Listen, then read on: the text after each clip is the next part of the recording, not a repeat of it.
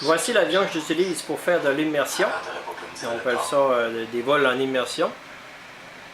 J'utilise comme caméra, la caméra qui vient avec le kit de FatSat. C'est le modèle RCV922 Cam.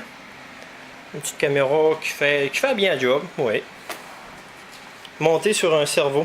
Ah oui, il est monté sur un cerveau pour être capable de regarder de gauche à droite. À distance avec une commande directement sur la télécommande. À l'intérieur, c'est un émetteur vidéo. Ceci est un émetteur vidéo 500 mW qui fait très bien la job jusqu'à date. J'ai pas eu de perte d'image jusqu'à date, puis je suis allé quand même à des distances assez raisonnables. Comme bidule à l'intérieur encore, j'ai un distributeur de courant. EZ-OSD.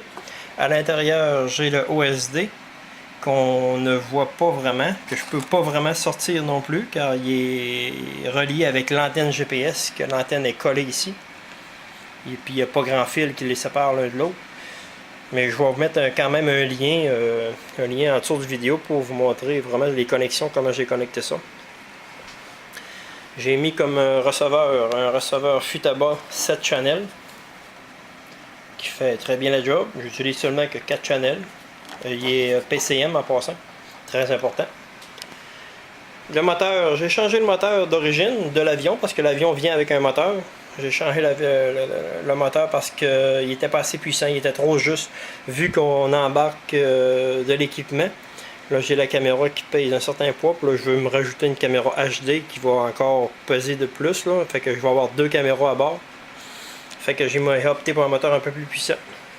Comme speed control, j'ai un speed control de 30 ampères de RC Smart qui fait très bien le job jusqu'à date. J'ai modifié le rudder car il était vraiment petit.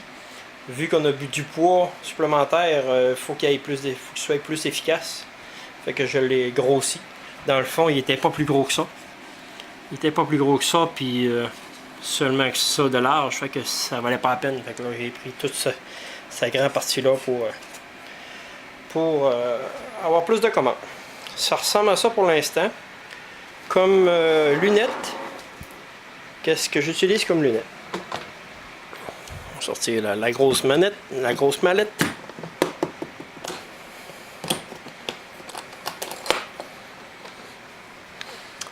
J'utilise un radio Futaba qui fait PCM, bien entendu, avec le receveur PCM, qui fait très bien la job.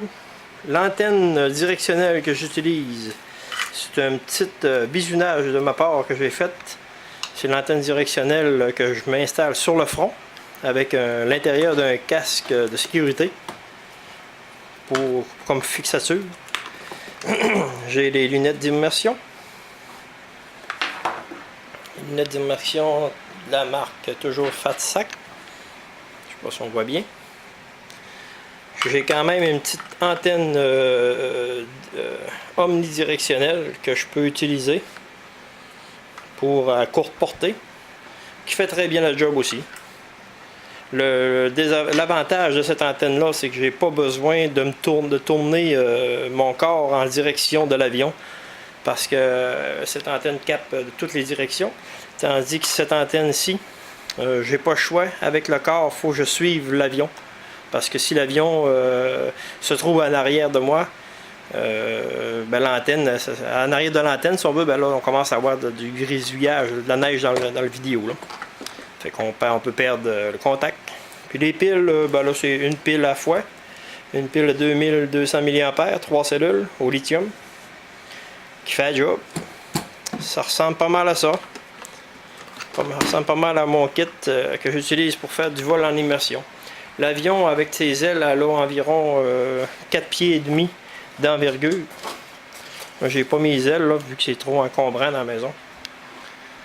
Ça ressemble à mon kit pour faire du vol en immersion.